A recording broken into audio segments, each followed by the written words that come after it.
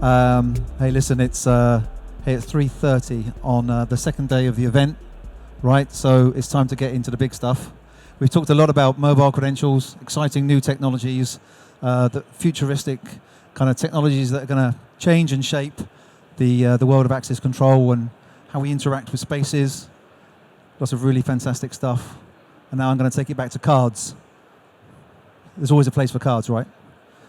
And is it okay if I start with a question for you guys? Nod if you're happy with the question. Why are you here?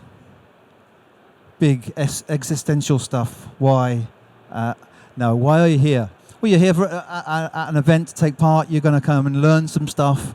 You're going to hopefully go for a beer in a minute, network, meet some friends. But why are you here has some context. You're an identity. Why are you here? Well, you've got permission to be here because the event has given you permission. You're wearing a pass. It's your authentication. It's your way of coming in to the event. You as an identity, we've validated you, or the event people have validated you to say, hey, he can come in. So we've looked at who you are, accredited you with some permission, given you a credential, you can come in. So this is fundamentally access control, right? It's the trust, it's the identity, it's the authentication and permissioning. And these are the fundamental things that we need for access control and for how we interact with business spaces. So we're going to have a conversation around this afternoon. My name is Darren Flynn. I work with IDware. We're just behind you. Happy to have a conversation, answer any questions just after this event. I'm responsible for business development. So if you have any budget whatsoever, we'll be happy to help you with that as well. So let's think about the modern workplace. I did a diagram to describe the modern workplace. It's not absolutely accurate, but I think it will represent something in terms of complexity, right? There's a lot of stuff going on in the modern workplace. There's a lot of demand for how the modern workplace should look, feel, how we should experience it. And it's very interconnected. It's connected to security. It's connected to all the other services that we want to use. It's connected to hybrid working if you're not in the office, energy consumption, so many different factors within the modern workplace that are shaping how we want to engage and how we want to work with it. So all of these trends and influences that we've talked about for the last day or so on the XForum stand, and they're all relevant to security. You know, the changing workspace about hybrid working.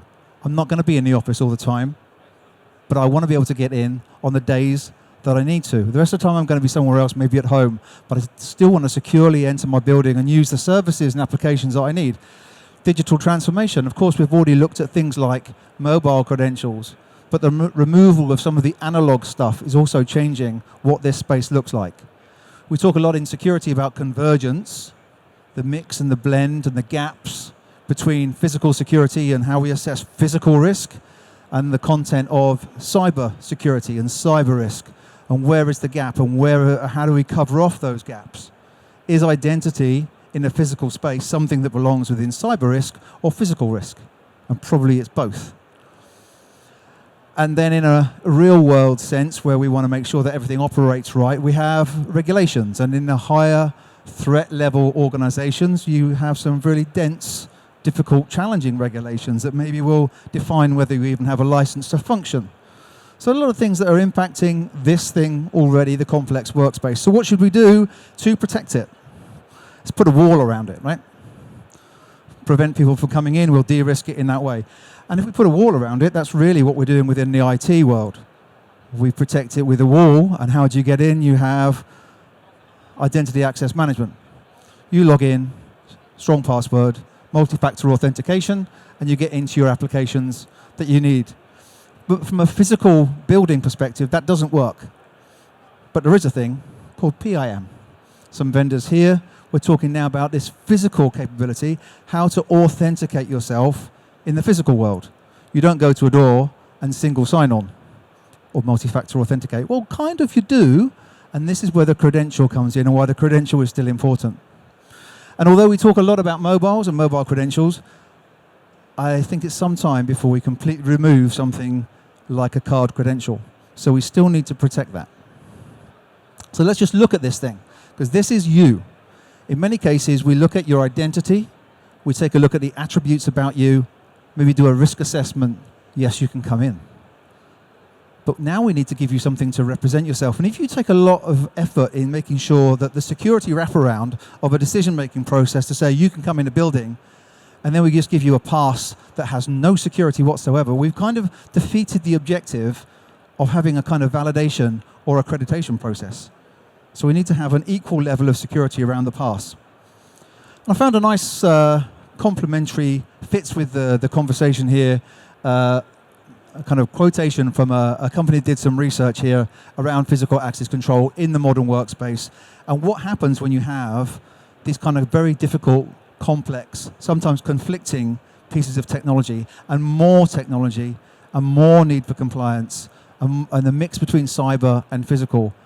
And that complexity, even though we try to fix things, because of the sophistication and the complexity involved in fixing things, that in itself can be a risk. If it's too difficult, if it's too challenging, maybe there's a way around it, or people won't go with it or won't adopt it. So we have to be very mindful of what the solutions look like. But I do want to come back to this, the credential, because it's an important component. I guess you guys must be involved in security to some extent, because you wouldn't be here, right? But if you think about the card, this is the one part of a physical security system that you actually give away. You give it to someone to take away. You take it out of the building. You can do whatever you want with it. So that thing needs to be secure. If it's compromised, if it's vulnerable, this could be a route in for unauthorized access. So the star of the show today is no longer mobile credentials. We've talked about that. It's the good old card, your card credential. Now, if I look at defining a specification for something, I can usually see whether the thing I've got will be kind of like aligned with what I need. If I just want something to tell time, I've got a very basic watch. If I want something sophisticated to give me multiple functions, tell me something about my health, fitness, it's the watch on the right. You can tell there's a big difference in terms of the technical specification between these two devices. If we move into the world of keys, same thing applies. You know, if I've got all of my intellectual property and data, all the top secrets that I have for my organization, behind this key in a shed, I've done something very, very wrong. So great, if I want to look after my lawnmower, this is the appropriate key. And then you can see on the right, my right, if I want something more of a high performance key, I go for something that's got more complexity. It's a piece of technology embedded in the key. You can see it's going to be managing something far more secure than just my shed. So let's have a look at the card credential and how we can define the difference between the card credentials. If we have a very basic card specification with hardly any security in it, just a basic card, or a high security one, which you can see is full of, you know, how do you know? How can you trust which one is the high security credential? You're very much dependent on the specification and the trust in the specification. So it's important that you have that. Because I go to the market and say, give me an EV3 DES5 credential, I'll get one. But what's the security capability of that? Nothing until it's programmed, and therefore you need a specification. So, last year, to help with this, the UK, now the NPSA, National Protective Security Authority, is a UK representation for standards in security here in the UK. I think you're all UK based, right? And they produce 3 documents that actually look at and define some standards for these cards. It defines for users the procurement requirements. It asks questions about what the operational requirement is. It sets out some threats, very obvious threats that can happen, of how people can compromise vulnerable cards. And I'm going to visit some of these details from within these documents. Now, just to be clear, these are not IDware documents. These are freely available online. They're produced for the benefit of everybody to understand what this landscape looks like and to provide some guidance. Now, it's always a point of like, what if? If you have a cybersecurity compromise and someone was to get into your systems and software, you're in big trouble. Everyone kind of is aware of a cybersecurity compromise and what could happen. But is there really any difference from a physical security compromise? If a piece of technology is compromised and unauthorized access can happen, then of course access to the IT, access to other assets also go undetected. So it's really important that there is security connected with the token and the reader. And these two things work in parallel. So this document, within the pages of these documents, they conveniently lay out for you 5 threats that exist, that can be utilized to compromise cards, but to vulnerable cards. But how do you know whether you have a vulnerable card unless you have a security specification that tells you otherwise? Unless you've designed it with an operational requirement that details the level of encryption and functionality to protect the card, the reader, and the access control system, and then unauthorized access into the building. So that's crucial. The specification is crucial. Now, I'm not going to go into the hows and whats of exactly how you do these things, but I think it's set out in pretty obvious terms, some of the meanings of how you clone, copy, rewrite information to a card, or break into the communications between the card and the reader. But these things seem quite challenging and esoteric. How do you actually go about doing them? And if you want to know, there are tools. All of this stuff is available online, by the way. Quite often people have heard of the Flipper Zero. Funky little device, very good for hacking into Wi-Fi and communications. Very easy to clone an unsecured card with it. But there are more sophisticated devices out there. The Chameleon, the Hydra, and the Proxmark 3 are all available, almost like go to Amazon, buy them, eBay, buy them. Not expensive. You can go onto groups like Reddit, get some really great instructions. You can download key information to use with these things. You can set up an app on your mobile phone to throw keys and test cards. They're sold as pen testing devices, but of course they can be used otherwise. But the awareness of these type of devices and the threat levels to the credentials themselves are important to be aware of. And I think that the opportunity for any organization, when they have that chance to bring in a new credential, there should be the awareness to say, okay, we're just not going to accept something that hasn't got a level of security that at least protects us for the next 10 years. Further, there is, like all things, vulnerabilities in the supply chain. Fake cards, of course they exist. They're very difficult to determine whether something is a genuine DesFire card with a genuine NXP chip on it or something that looks like it. And quite often in the race to the lowest price, that could expose procurement to something that isn't genuine. And when it's not genuine, the cards that we've seen out in the field and anecdotally through these reports have a vulnerability such as a backdoor, which means that later on, with the knowledge of that backdoor, once those cards are out in the field to important organizations, that's another vulnerability that could be exploited. And the other thing within the supply chain is actually the key material itself, of putting the encryption keys that you use out into the field and giving it to the reader manufacturer, or giving it to the system integrator, or giving it to another third party. Because the more you expose your key material to the open market, again, there's more risk of someone attacking that and compromising the investment that you've made in your security. So let's look at what can be done. Crucially, within the documentation, it starts off with recommending an operational requirement. And that operational requirement is to really think about risk, the exposure that you have, what level do you want to go to in terms of putting in key material to protect the assets that you have, the cards.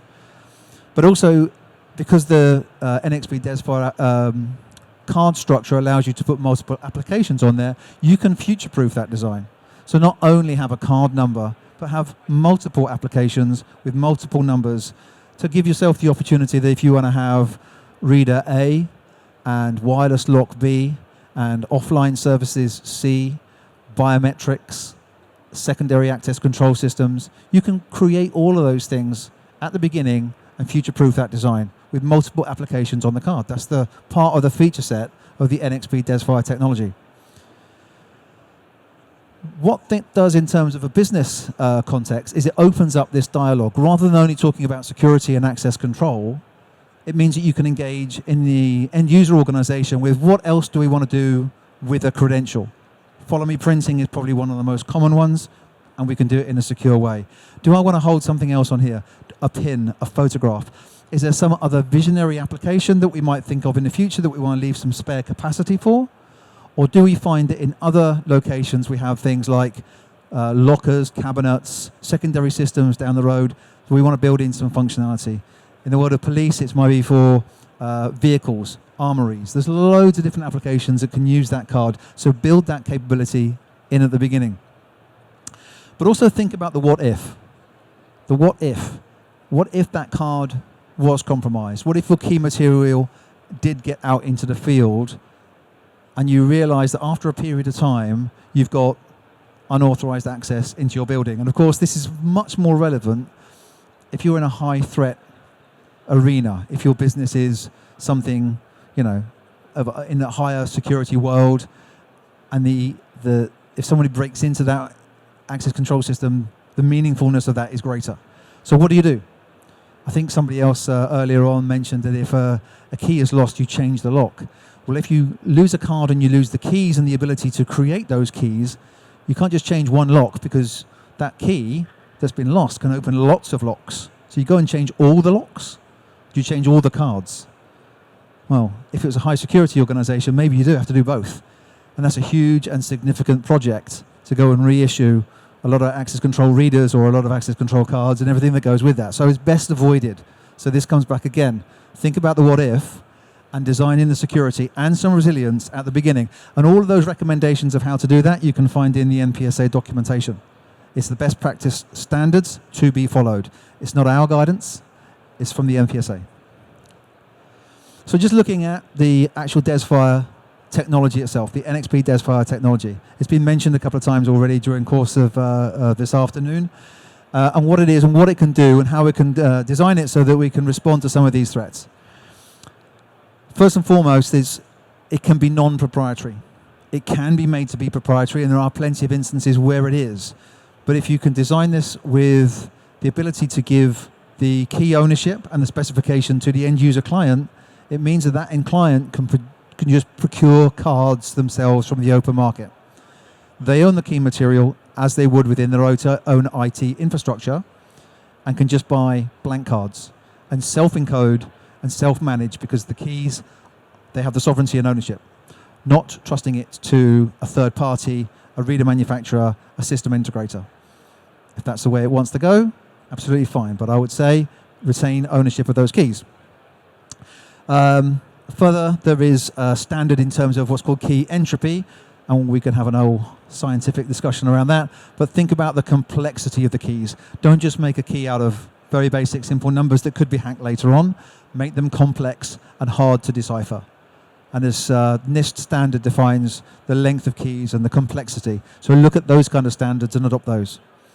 And in terms of the multifunction applications and building in resilience, again, look at the capability of the DesFire solution and the multiple applications that you can put onto the card. So here you can have many different files. The DesFire credential is just a holder of applications and files, so build in that resilience for the future. And in terms of using the security of this technology, of course, you've got standards like AES encryption, but some really useful things like key rolling to give different generations of keys onto the card. So if, like within your own IT department, you from time to time want to strategically move to another generation of keys, it means that you're not exposing that out into the field for longer than you prefer to or want to. So you can move to a next generation of key. There's no impact on that. Nobody would know that you do it, but it's just maintaining a level of security through the longevity of the card. And if we want this to genuinely last for something like 10-year investment, we need to have something like that built into it. Key diversification is another really useful security capability in terms of, let's do the if again. What if a card was compromised? Okay, we have one card compromised. It's got no influence over whether I can then go and create more cards or copy the cards. I'm not compromising all cards. It's only one card. So some great security features, and if you want to know something about those standards in terms of security protection, EAL5, common criteria for the DesFire cards, and if you store keys on a high security module, that's an EAL6 component, so common criteria levels. So right throughout the whole life cycle of this card, when we're looking to design something for a life that's going to work for 10 years, that initial operational requirement as defined within UK NPSA documentations is crucial. It's about finding the right organization to understand how the technology can work, designing, having a consultation with the end user client about future-proofing and what their expectations are in terms of the keys and how they want to manage them. Once you've got that specification, of course, you've got to produce it. So then you need a piece of software solution that can actually make this happen, design it, create the configuration cards, create the storage cards, the transportation keys, all the material to make this secure from the point of development to the point of delivery and then on from the life cycle. Because then, of course, we need to deploy it out in the field. So we need to put these keys into the places that are going to manage the interaction between the card and your access control system, namely the readers, or if you're going to encode these things yourselves, you want to put them into the encoders or printer encoders. So that whole journey of delivering keys into the right part of the systems is also part of this process. Then, of course, out in the field, the actual personalization of cards, the issuance of the cards to make sure that when they're produced at the door level, all of that security is in place right throughout the whole life cycle of the card. And if there's a compromise, okay, you built in key rolling, you've got key diversification, so it's a robustness and a resilience, just like you would with an IT. And you have the life cycle. So now you've got the protective measures, you've got the resilience, you've got the robustness, it's out in the field. And don't forget, doing this way, there's good value through this life cycle as well, because when you need to buy more cards, you can go to the open market and just buy blank DeskFire cards. You own the key material. So just coming back, looping back on this in terms of what does it mean, apart from security. I spoke yesterday about projects and security not being the driver. It's a necessity, but it's not the driver. And quite often it's the other things that you get from achieving this kind of capability. Those are the drivers. It's the trust element of the technology. And if you trust it, rely on it, you can start to use it for different functions, often that are to do with how the built environment is used. Trust in the access control systems, trust in what this can do. There's also an aspect of the investment itself is sound and protects you from revisiting this kind of solution and having to do a reissuance project. So yes, we're going to comply with the expert guidance. That's what the NPSA was going to do. We gain efficiency because we've got that design. We can roll out the cards in a controlled way, and the end user client is able to manage that for themselves. We've got resilience within the whole solution with capabilities of DeskFire application being used. So the key rolling and the key diversification, for example. And in terms of the end user organization, it's important here they can know that they've got the specification, they understand exactly what they've got. So when there is an inquiry about what level of security do you have in that door to reader part of your security system, it's clear what you have. There's no guesswork. It's not a fingers crossed, let's hope. It's a knowledge. So I'm going to leave you with kind of three things within the documentation itself.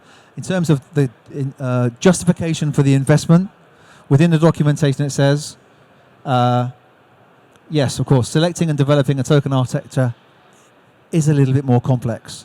It's just a bit of engagement. It's not superbly complex. It's just engagement to get the design done. However, the benefits of seeking advice and selecting an appropriate solution far outweigh the difficulties and problems associated with changing an incorrectly deployed token family. That's the one to avoid. If through compromise, security vulnerability, you have to revisit this, that's the one to avoid. And of course, the standard is there to make sure that doesn't happen. And about the standards and the resources available through the NPSA, last year there was a great presentation made by the head of MI5, and he kind of directed security experts, consultants, end users towards these resources to make sure people are aware of them and can use them. So again, just as here, if you're working on the cutting edge of technology in business or academia, I encourage you to look at the NCSC and NPSA for that guidance. So yeah, that kind of summarizes the meeting. If you want to ask me about the bird and the picture, you can talk to me afterwards. Okay. And also any questions if you have any questions. Thank you, guys.